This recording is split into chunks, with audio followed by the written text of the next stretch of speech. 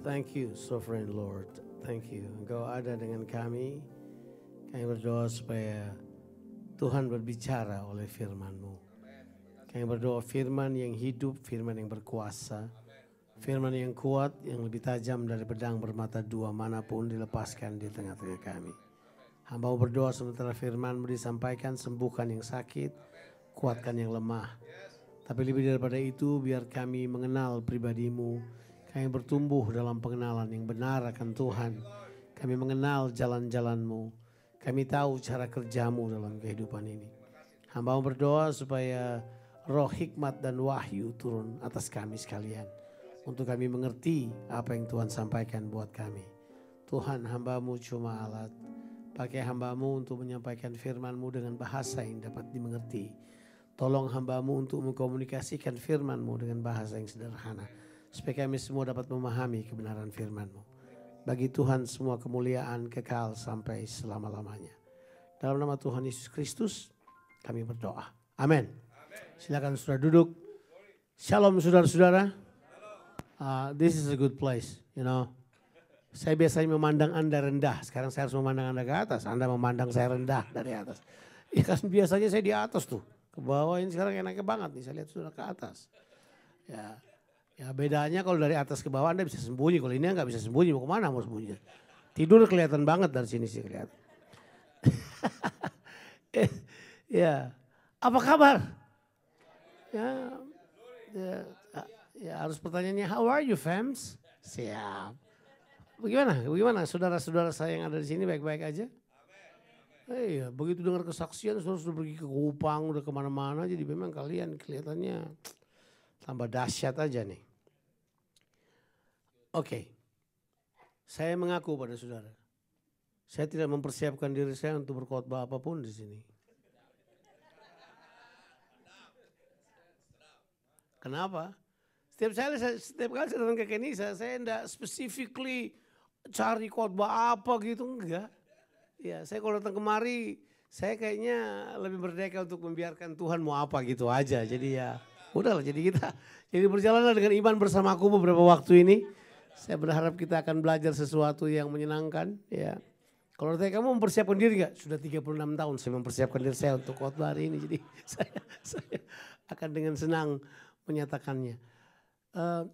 Saudara memilih tema mungkin yang paling berbahaya. Kenapa kalian pilih tema selalu bagus-bagus ya? Siapa sih otaknya di balik tema-tema ini ya? Coba. Hah? Oh, Bagem dan Bugem nih ceritanya ya. Nah, artinya maksudnya tema-tema yang dipilih itu adalah tema-tema yang menurut saya tema-tema yang tak terbantahkan gitu maksudnya. Jadi kalau pembicara mengkhotbahkan itu dia tidak peduli lawan atau kawan pasti akan setuju gitu aja. Jadi orang yang gak suka saya pun akan setuju apa yang akan saya sampaikan nanti. Itu saya sudah pastikan itu karena memang it's a truth. Nah, tema saudara adalah servant heart. Tapi ayat yang saudara pilih itu loh, gak tahu kenapa saudara pilih ayat ini. Ayat ini is the most subversive word in the Bible.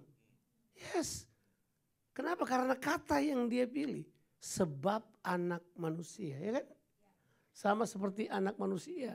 Datang bukan untuk dilayani, tetapi melayani. Dan untuk apa? Menyerahkan nyawanya bagi tebusan, bagi banyak orang.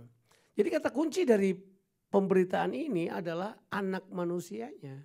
Gitu. Mari kita beberapa saat membahas tentang anak manusia. Percayalah yang saya sampaikan ini dari Alkitab, bukan dari koran apa dari apa. Saudara ikutin aja pelan-pelan and then we gotta go. Anak manusia adalah terminologi atau nama atau sebutan atau panggilan yang paling disukai Yesus untuk dikenakan pada dirinya. Ya, dia Tuhan, tapi dia nggak suka orang panggil dia Tuhan. Oke, dia Raja. Tapi dia gak suka orang panggil dia raja. Dia pencipta, tapi dia gak suka orang panggil dia pencipta. Dia suka menyebut dirinya dengan kata ini, anak manusia. So itu adalah, saya sebut sebagai preference. Saya menyebutnya the preference of the king. Bahwa rajanya sendiri memilih term itu untuk dikenakan buat dirinya. Kenapa ya? Kenapa Yesus suka menyebut dirinya dengan anak manusia? Dan kalau sudah baca di Alkitab, memang betul. Misalnya dia berkata begini, serigala punya lubang, burung punya sarang, tapi anak manusia tidak memiliki tempat untuk meletakkan kepalanya. Betul kan? Dia bicara tentang siapa? Dirinya, ya kan? Jadi berulang-ulang kali dia memilih nama anak manusia ini. Sebenarnya apa maksudnya dengan kata itu? Nah, sebenarnya memang kata anak manusia itu, kalau kita orang Indonesia nggak ngerti, orang Amerika juga nggak ngerti. Yang ngerti ini adalah cuman orang-orang yang memahami Apocalyptic Bible. Mereka adalah orang-orang yang memahami Alkitab yang bercerita tentang akhir zaman. Sebab anak manusia ini term yang dipakai untuk menggambarkan pemerintahan yang kekal. Nah, lu rasain, saya sudah bilang. Bahwa kata anak manusia itu sebenarnya kalau orang tahu akan berkata gini. Dia menggunakan kata anak manusia dan berkata, ya ampun. Dia ini yang dijanjikan ratusan tahun yang lalu. Dia ini yang diberitakan oleh orang-orang. Dia ini. Sebab term anak manusia itu adalah term yang dipakai untuk menggambarkan Mesias. Jadi kalau misalnya tiba-tiba misalnya saya lagi jalan-jalan di zaman Yesus. Misalnya Jonathan Patesi ini jalan-jalan di zaman Yesus. Misalnya bayangkan aja kan gak mungkin. Tapi ya bayangin aja lah kebodohan ini gak apa-apa. Kemudian saya berkata, anak manusia, famnya Patiasina. Itu mereka langsung sembah saya itu langsung. Karena kata anak manusia, in that term selalu berbicara tentang raja yang paling berkuasa dalam pemahaman orang Yahudi. Bahwa dia yang bakal datang menjadi Mesias selamatkan mereka. Dia adalah penyelamat mereka. Kalau kita sebut dia adalah sentral kehidupan mereka. My God. Ya, kalau berbilang dialah Allahnya kira-kira kayak gitu. Udah paham gak sih? Saya kasih contoh, saudara cari sendiri ayatnya dan baca sendiri apa boleh buat. Kan sesuka saya aja toh saya mau bilang ini. Karena di Alkitab waktu Yesus ditangkap dan diperhadapkan dengan Kayafas. Tebak apa yang membuat mereka menemukan bukti untuk membunuh Yesus, sudah tahu gak? Kata itu anak manusia.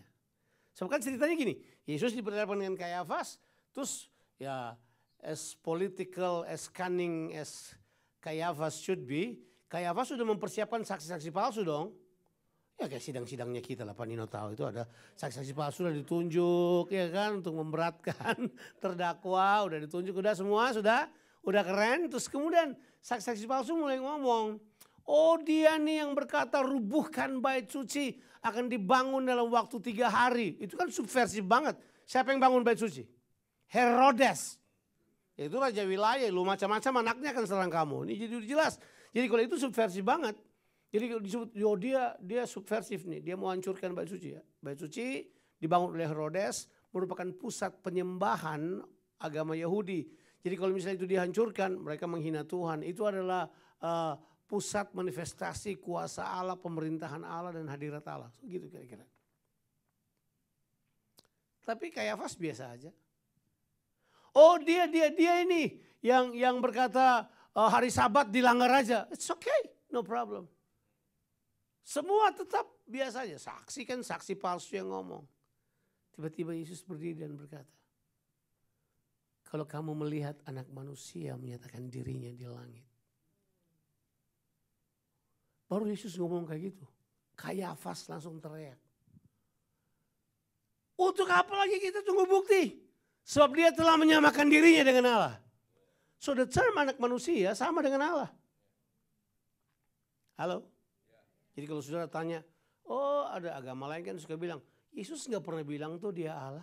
Dia gak perlu bilang dia Allah, dia bilang dia anak manusia itu artinya Allah. Kenapa? Karena itu adalah nubuatan yang paling sakral buat orang Yahudi adalah nubuatan kitab Daniel pasalnya yang ke-7. Coba kita baca ayat tersebut. Daniel pasal 7. Di sini bahasannya Matius 20, kita mulai dari Daniel pasal 7 kan. Daniel pasal 7 kita baca ayat 13 deh mulai. Coba kita lihat apakah akan muncul statement tersebut. Bisa nggak ya? Oke. Aku terus melihat dalam penglihatan malam itu, tampak datang dengan awan-awan dari langit seorang apa? Seorang seperti apa? So ini yang mereka maksudkan. Ini yang Yesus maksudkan. Ini yang mereka pikirkan tentang anak manusia. Dalam benak mereka anak manusia itu adalah nubuatan apokaliptik yang disampaikan oleh siapa? Oleh Daniel. Daniel bukan nabi sembarangan. Daniel itu salah satu nabi yang paling didengar soal 3 hal. Akhir zaman. Yang kedua, kedatangan Mesias. Yang ketiga, memerintahnya orang percaya dalam kekekalan. Daniel dikenal karena ketiga hal tersebut. Dan ini dia bilang, nah datanglah ia kemudian dibawa kepada siapa? Yang lanjut usianya. Nah ini memang kata yang lanjut usianya memang ini kebingungan translation ya toh. Bahasa Inggris menerjemahkan yang kata ancient of days. Iya, diterjemahkan sebagai yang lanjut usianya. Punya pengertian ini adalah gambaran, bahasa gambaran dari siapa? Allah. Mau tahu nggak? Saya cuma berikan perbandingannya aja. Siapa yang pernah nonton Kung Fu Panda? Just asking, ya ampun. Nggak usah berasa berdosa, itu biasa aja. Nah di Kung Fu Panda ada satu pribadi yang namanya Uguay. Itu yang lanjut usianya itu Uguay itu. Itu antara hidup dan mati kita nggak jelas, dia sudah mati apa dia hidup, dia masih ada apa dia nggak ada kan gitu ya. Jadi itu ide di baliknya. Jadi jangan bilang saya samakan Tuhan sama Kung Fu Panda, jangan. Saya nggak bilang bahwa Tuhan tapi itu apa? Picture-nya, gambarannya supaya Bapak Ibu mengerti. Sampai sini kita oke? Oke, nah sekarang di sini kita lihat dibawa kepada Allah lah kira-kira seperti itu. Kenapa ada itu? Nah ini tidak perlu bingung karena memang dari awal Allah yang Trinitas itu sudah terbiasa menyatakan diri dalam konteks yang berbeda. Jadi ini salah satu konteks yang berbeda. Jadi kemudian dia bilang begini, dan ia dibawa ke hadapannya. Maksudnya ada siapa ini? Anak manusia dibawa ke hadapan yang lanjut usianya itu. Ya. Nggak usah bayangin Po dibawa ke UG, bukan, itu nggak ada urusannya. Ini sekarang gambarnya udah beda. Sudah ya, nah sekarang ayat berikutnya, udah betul. Lalu diberikan kepadanya, maksudnya diberikan kepadanya siapa ini? Kalau dalam bahasa Ibrani langsung ketahuan yang nyanya itu adalah anak manusia. Lalu diberikanlah kepada anak manusia itu apa? Kekuasaan dan apa? Kemuliaan dan apa? Kekuasaan sebagai raja. Maka orang dari segala bangsa, suku bangsa dan bahasa mengabdi kepadanya. Kekuasaannya ialah apa? Apa? Kekuasaan yang apa? Kekal. Yang tidak akan lenyap. Dan kerajaannya ialah kerajaan yang apa? Tidak akan musnah. So ini yang dimaksud. Kerajaan apa ini yang dimaksud berarti? So this is the king of the kingdom of God. The unshakable kingdom of God. The eternal kingdom of God. Who is the king? Anak manusia. Paham ya? Paham kan maksudnya? Ini yang dimaksud oleh Yesus. Dan saudara pernah dengar gak? Yesus nggak peduli yang lain sih. Saudara pikir dia peduli soal buat mujizat atau itu cuma bagian dari pelayanannya. Kita ke situ. Dia buat mujizat, dia sembuhkan orang, dia kasih makan orang. Itu hanya bagian dari pelayanannya. Tapi identitasnya, hatinya adalah raja. Jadi dia bilang begini sama mereka. Hey bro, anak manusia. Murid yang ingat, oh itu maksudnya. Itu tuh maksudnya. Oke, nah sekarang kita pergi ke satu tema yang sedikit lebih dalam tentang pertanyaan Yesus. Di dalam Matius pasalnya yang ke-13, pasalnya yang ke-16, ayatnya yang ke-13. Sudah tahu cerita itu ya? Siapa yang pernah baca Matius? Cuma tanya saja. Oke.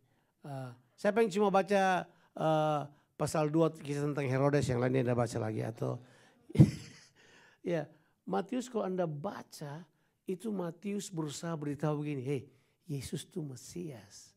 Dia itu raja. He is the Lion of Judah. He is the King of all kings. Itu bahasanya, itu bahasa Matius. Ya kan? Ya. Nah di Matius pasalnya yang ke-16 ayat 13. Yesus sudah di-reject oleh orang Yahudi, Yesus sudah ditolak. Dia sudah keluar dari cuman suku-suku Israel, dia sudah pergi ke daerah orang kafir, dia sudah bikin macam-macam.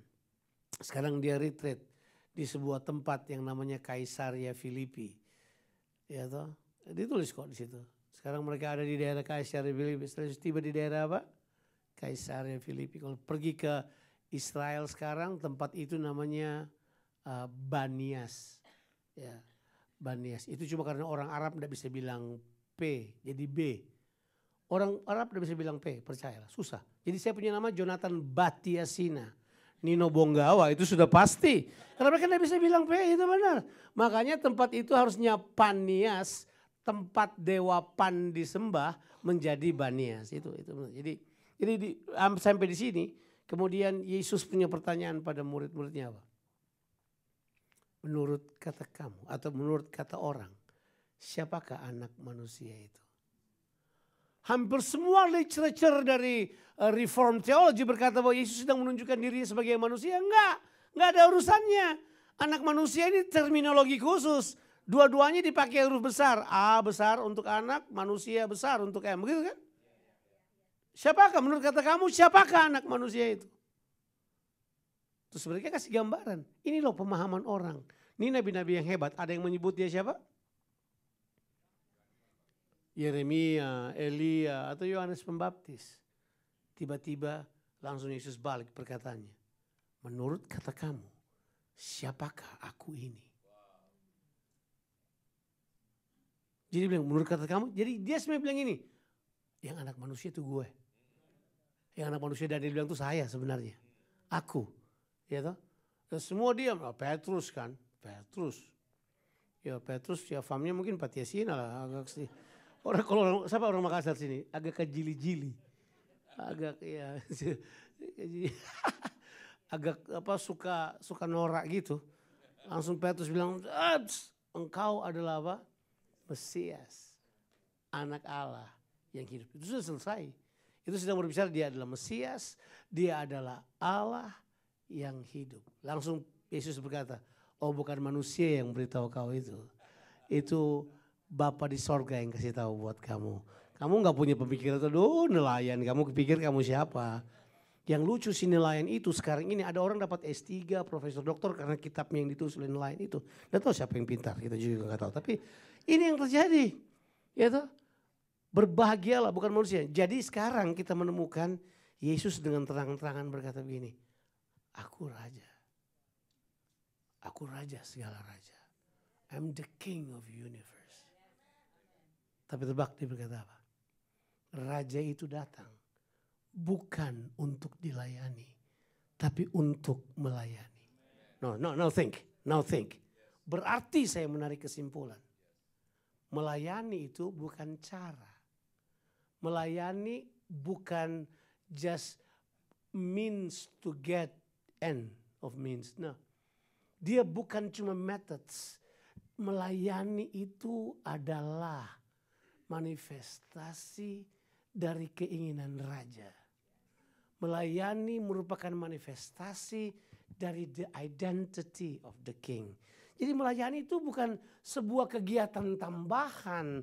Melayani itu bukan sesuatu yang kita buat karena kita tidak. Melayani is exactly what the King of heaven and earth should do. Karena melayani itu menyatakan siapa dirinya. Kenapa melayani jadi penting? Kenapa? Kalau saudara pikir melayani itu, oh coba karena kamu udah ditebus saya melayani. Itu kayak bayar utang deh perasaannya. Kita nggak melayani cuma karena kita ditebus. Saya melayani karena I am the son of the king. Saya melayani karena yang raja berdiam di dalam saya. Saya melayani karena itulah mental kerajaan. Melayani adalah mentalitas kerajaan. Dia bukan tambahan ide untuk supaya sebuah pekerjaan bergulir, ekonomi berjalan. Enggak, itu identitas kita. Melayani identitas kita. Anda tidak melayani, Anda bukan orang kerajaan. Ada pertanyaan lain? Enggak ada. Pelayanan is the manifestation of the kingdom of God on earth. Tanpa pelayanan, enggak ada kerajaan Allah dinyatakan di bumi ini. Makanya dia bilang, hey, anak manusia datang bukan untuk dilayani. Jadi kalau Anda suka dilayani, Anda kayaknya bukan dari anak manusia. Anda anak bejat yang lain kali.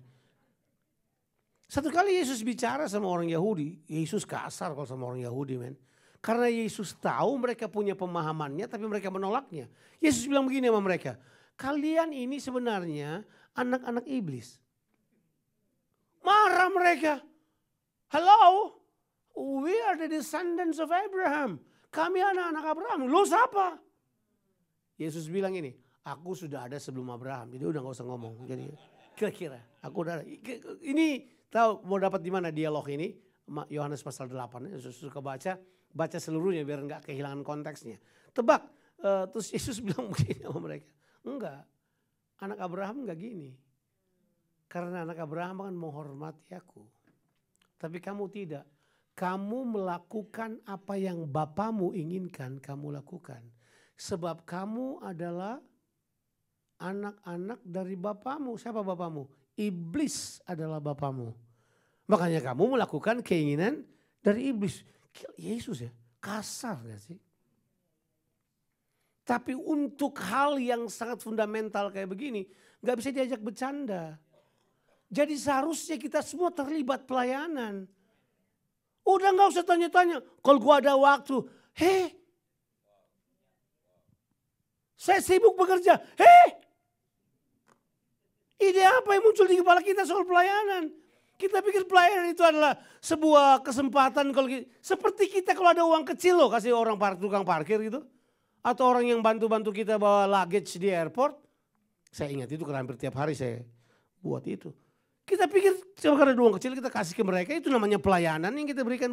Tidak saudara. Pelayanan is the part of our assignment to make the kingdom of God come on earth. Itu nggak bisa dilepaskan. Ada cabut pelayanan dari kekristenan. Kekristenan bukan Kristen lagi. Ada cabut pelayanan dari kerajaan Allah. Kerajaan Allah bukan kerajaan Allah lagi. Sebab kerajaan Allah adalah kerajaan yang melayani. Because your king is not thinking of himself. He thinks of others. Raja kita tidak pikir diri sendiri, my friend. Raja kita memikirkan kemaslahatan. Bahasa kemaslahatan kayak pinter banget. Memikirkan kesejahteraan orang lain. Iya gak sih? Tapi kita kalau disuruh melayani, terserah kita bikin kayak hidup ini milik kita lah. Bahwa kita ada di dunia ini menurut nenek moyang kita lah. Kita pikir kita tahu semuanya dan kita pikir kita akan melayani menurut mau kita, menurut jam kita, menurut kesukaan kita, menurut cara kita. Dan di mana kita mau. Enggak. Tuhan putuskan itu buat kita. Enggak ya? Seharusnya begitu orang dengar ini berbeda sikapnya kita. Harusnya kita berlutut dan berkata, my master, do as you please.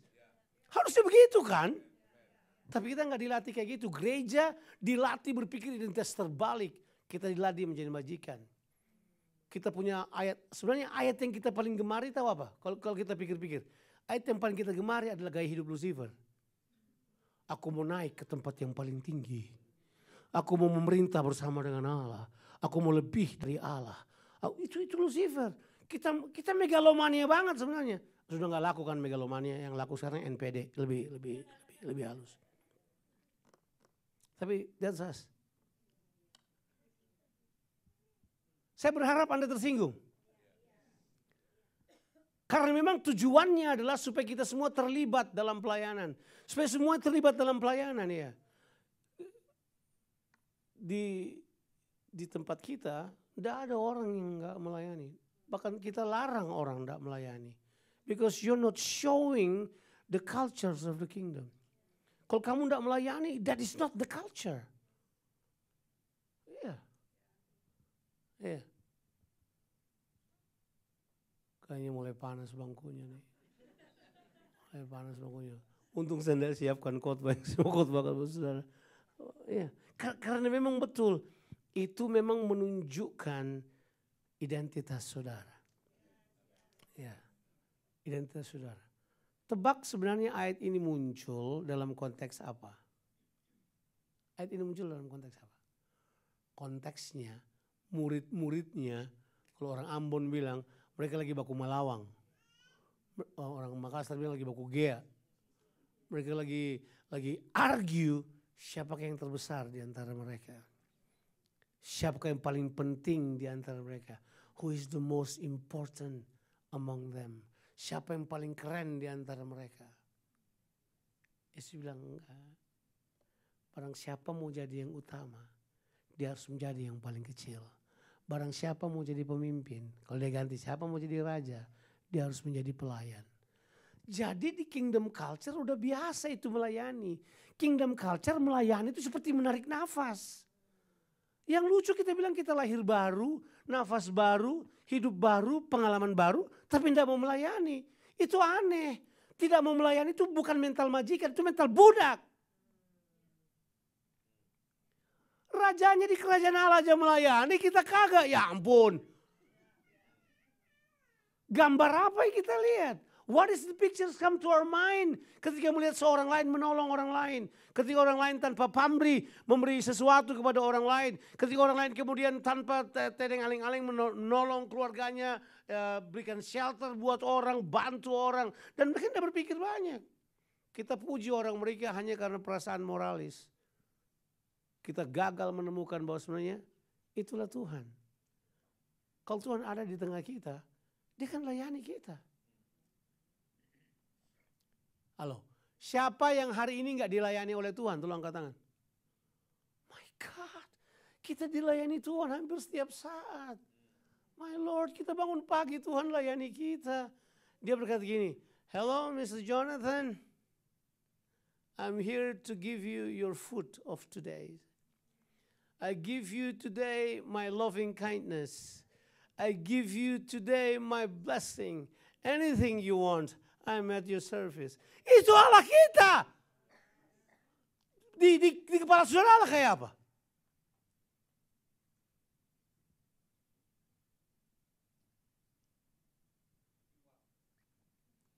Ada satu ayat di Alkitab yang menggambarkan suami istri. Rasain suami-suami, kenapa tiba-tiba saya ingat ini. Aduh gak enak banget. Itu suami-suami.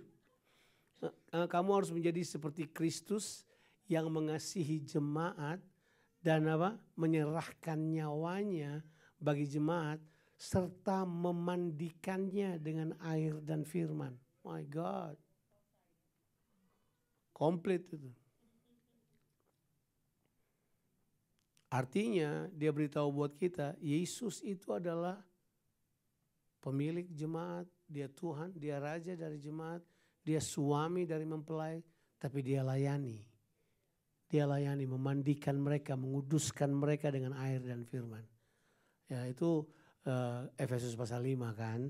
Saudara baca mungkin ayat 24, ayat 23, 24, 25 saudara akan dapatkan ide itu. Nah sekarang coba kita mau arahkan muaranya dulu untuk lihat gambar besarnya, boleh ya?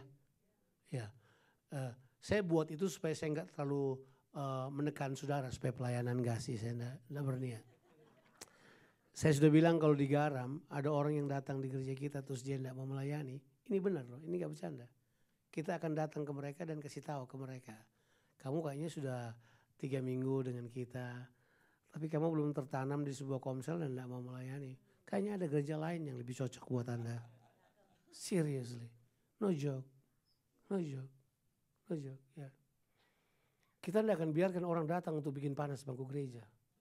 Kita nggak akan datang biarkan. Kita kejam kalau kita buat itu. We lie to them. Kita pikir mereka ada di situ untuk dilayani seumur hidup mereka. Jadi kan ada berkata, oh the church is the enterprise from birth to death. The church will serve you anything you want. Kan? Katanya dari lahir kasih sertifikat lahir, hidup-hidup kalau sakit didoain, kalau mencari pekerjaan didoain.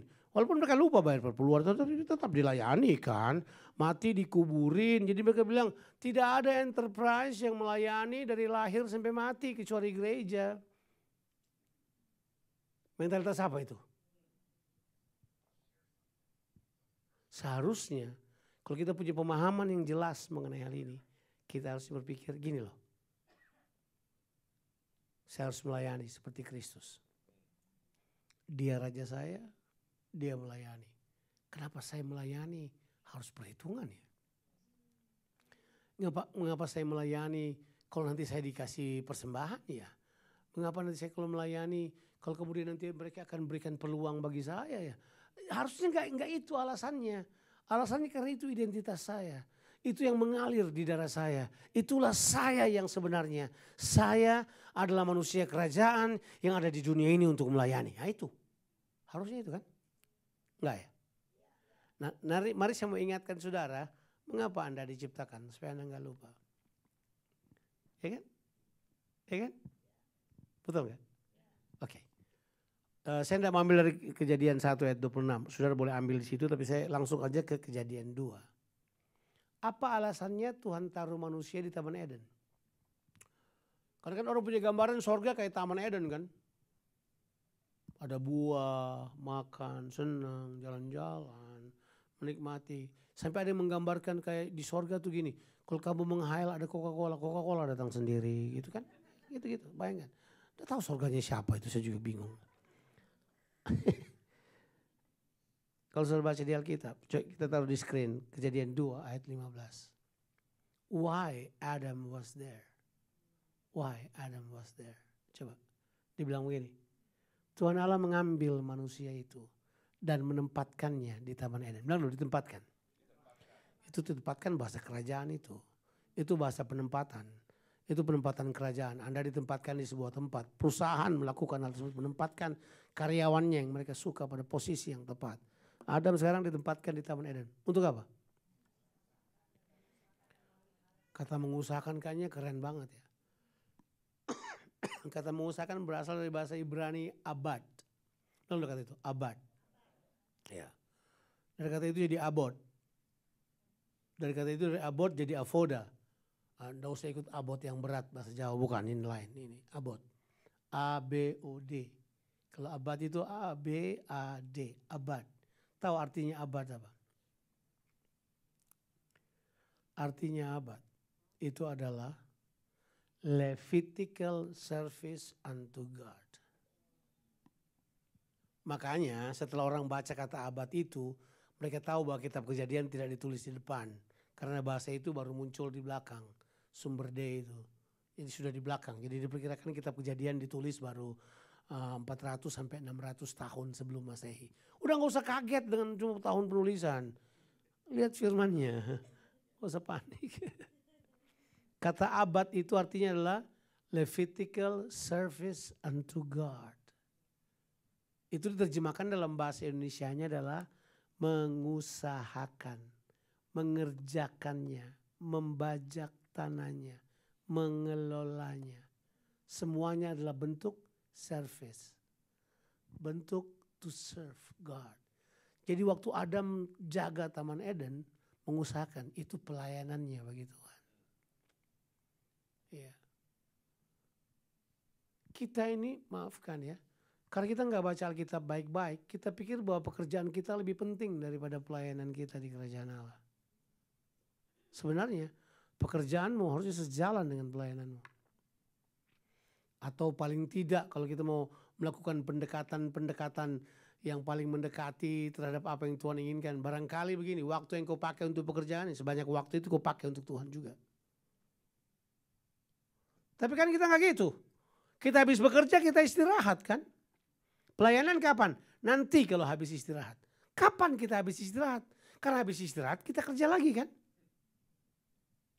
Enggak ya? Come on.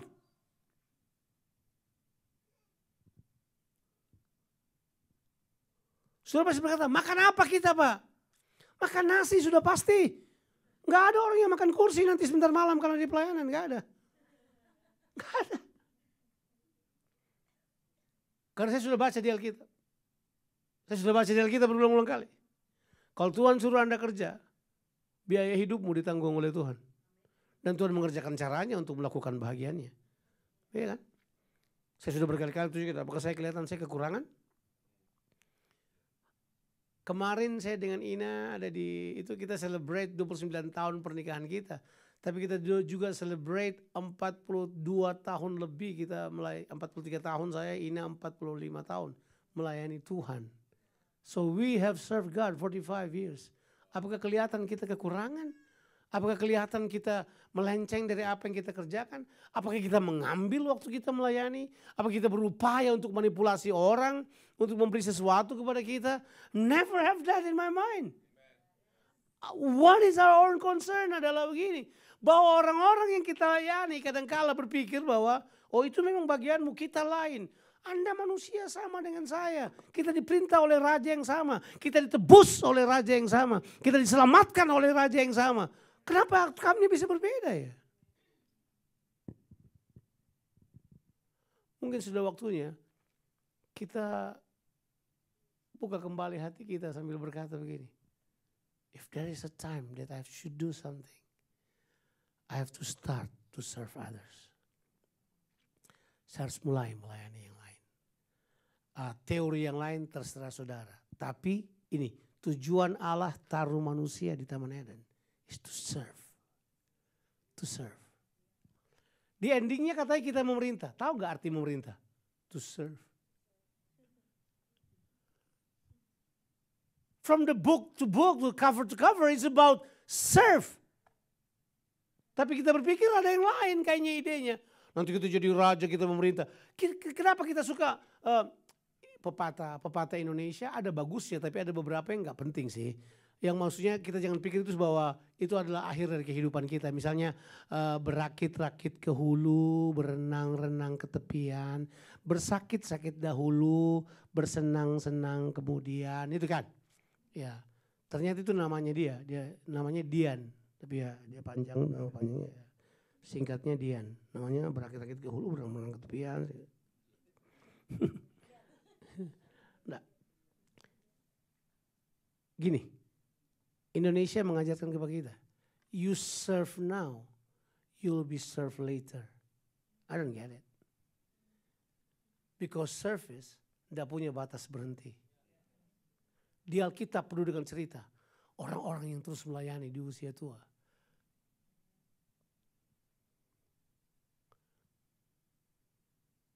Musa bilang apa? Saya punya waktu harus berhenti. Tapi saya tidak pernah berhenti untuk memberikan kepada Anda ketetapan yang Tuhan berikan kepada saya. Saya akan tetap layani Anda. Yosua berkata apa? Choose today. Itu bukan pilihan Yosua berkata, kamu kebaktian dong. Bukan. Yosua berkata begini, I have served God since I was still in Egypt. Saya sudah melayani Tuhan di padang gurun, saya telah melayani Tuhan. Sekarang saya sudah pimpin bangsa Israel masuk ke tanah Kanaan. Sekarang gini, saya dengan keluargaku akan tetap melayani Tuhan. Oh enggak, kita mau istirahat bro. Emeritus itu bahasa apa ya? Pensiun dari sebuah organisasi layak. Tapi melayani raja tetap berlangsung.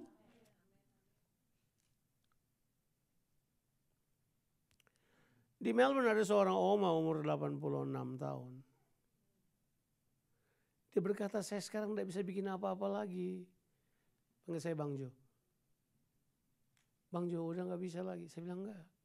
Yang ibu buat tiap hari yang saya tahu ibu layani cucunya ibu ganti mendekati mereka, ibu nyanyikan mereka nyanyian, bacakan Alkitab pada mereka. It's a part of the service unto God. Kamu stop buat itu cuma karena kamu udah tua? Enggak kan. You still serve your generation. You still serve the next generation. You still do the will of God in your generation. Oke. Di awal dia suruh kita melayani, at the end kita akan melayani. Kalau nanti kita memerintah, itu bagian dari pelayanan kita kan. Sebab pemerintahan adalah pelayanan. Dari semua presiden Indonesia cuma Jokowi yang tahu itu. Menurut dia. Tapi logikanya adalah kita memang dipanggil untuk melayani. Anda punya identitas adalah melayani. Apa yang harus kita buat? Mulai dari yang dekat dulu aja. Suami layani istri. Suami layani anak. Suami layani ayah, layani anak. Suami layani tetangganya. Layani people that so close to you. Oh, what is the problem to serve them? Saya akhiri dengan cerita ini. Satu kali saya pindah rumah di Melbourne, dari sebelah timur Melbourne saya pindah ke sebelah barat Melbourne. Ya, jadi dari jalur Gaza saya pindah ke ya, seberangnya langsung. Jauh banget.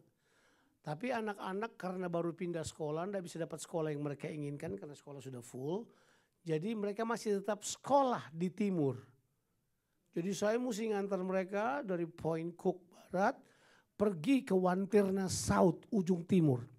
Itu 1,5 jam kalau normal. Kalau pakai macet, kamu berangkat 6:30, tiba di sana 8:30 apa jam 9. Mereka kelas mulai jam 9. So saya mengeluh Pak. Saya mengeluh, hancur saya mengeluh. Saya bilang cepat pindahlah kalau nggak mau sih. Marah-marah, di mobil selalu mengeluh. Naik train aja, begitu-begitu kan bahasanya. Tapi padahal saya sudah janji dengan istri saya. Kalau kita ada, merupakan kesempatan ngobrol di mobil kalau kita antar mereka kan. Kapan lagi bapak kayak saya, bapak yang lousy ini. Ini saya bukan bapak yang baik, sebab saya pelayanan lebih banyak daripada di rumah sama anak-anak kan. I'm traveling. Jadi sama anak-anak tuh kurang, jadi kalau ada di mobil bareng, itu seperti sorga buat saya. Buat mereka mungkin seperti neraka, tapi apa boleh buat lah. Saya tertolong sedikit di perjalanan itu kan, jalan. Tapi saya tuh mengeluh. So satu kali saya ada di Jerman, di München. Saya di München. Nah sebelum saya sampai ke München saya sudah muntah-muntah sakit. Karena salah pergi menyelam, belum 24 jam sudah naik pesawat 12 jam. Saya di atas kayak kecekik, memang tidak boleh. Itu kesalahan, tidak boleh. Saya kebodohan kan. Ya adalah the blessings of ignorance. Saya tertolong. Tapi saya sampai di München saya tumpah nggak jelas dibawa ke rumah sakit nggak jelas. Nah, terus sudah. Sekarang sesi dimulai kan. Wah mereka puji-puji lah. Waduh thank you Bang Jo, jauh banget datang gitu. Jauh banget datang untuk menyampaikan berita kesukaan. Terima kasih untuk mengasihi kami. Terima kasih untuk melayani kami. Tiba-tiba sementara saya dengar ucapan mereka berterima kasih karena saya datang jauh. Tiba-tiba saya ingat perkataan saya marah-marah anak-anak saya. Saya mengeluh. Terus Tuhan bilang begini buat saya. Gila. Cuma 1,5 jam. Kamu terbang 14 jam ke München dan kamu dipuji-puji. Cuma 2,5 jam kamu mengeluh. Saya naik ke depan dan saya berkata buat mereka. Terima kasih, nanti yang puji-puji saya kasih uang nanti 50 euro. Tapi gini, saya bertobat. Kalau saya berkhotbah dan saudara berpikir saya sedang menunjukkan kasih saya pada saudara telah melewati penerbangan 14 jam kemudian datang pada saudara dan melayani saudara. Saya bohong. Karena jarak dari Point Cook pergi ke Wantirna South saja. Saya mengeluh untuk orang yang saya cintai. Untuk anak-anak. Ya ternyata memang betul. Ego kita, kenyamanan kita, mungkin alasan yang paling berat untuk kita lewati sebelum kita dapat melayani dengan sungguh-sungguh. Tuhan Yesus memberkati kita sekalian. Amin. Let me pray for you. Just give me 1 minute. Bapa di sorga, hamba-Mu telah selesai berbicara, tapi hamba-Mu berdoa Roh Kudus bekerja di hati kami. Tuhan, kami tidak buat ini cuma karena ini Sunday service, waktu seorang berkhotbah, orang lain mendengar. Tapi ini adalah waktu kami semuanya embrace apa yang merupakan gaya hidup-Mu. Apa yang merupakan keinginan-Mu supaya kerajaan sorga terlaksana di muka bumi ini. Tuhan, kami mau melakukan kehendak-Mu. Berkati Kenisa Tuhan. Berkati gereja ini. Biar gereja ini terus ada di cutting edge dalam melakukan kehendak-Mu. Mereka melakukan kehendak-Mu, melayani kehendak-Mu pada generasi ini. Dalam nama Yesus. Amin.